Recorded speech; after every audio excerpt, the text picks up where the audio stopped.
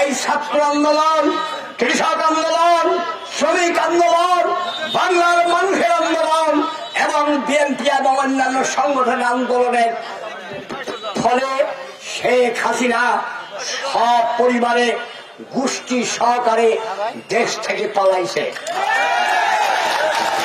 শেখ হাসিনা ভারতে গেছে।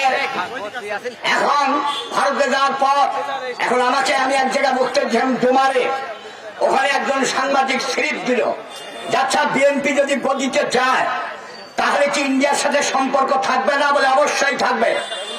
বিএনপি গদিত গেলে ইন্ডিয়ার সাথে সম্পর্ক থাকবে, তাহলে কিভাবে থাকবে?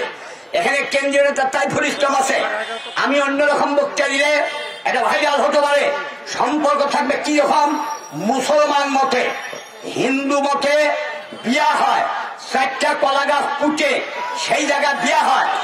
এই আতরের সাথে আপনার ধুতি কুড়াবাঞ্জিরা, কানা হোক, খুড়া হোক, বুবা হোক, যাই হোক, মরার আগের দিন মধ্যে টাইলি বেড়াতে হবে।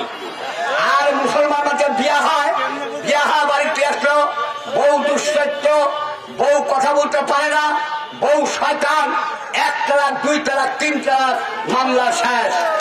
ইন্ডিয়ার সাথে আওয়ামী লীগের চুক্তি ছিল, প্রত্যেক দিন বড়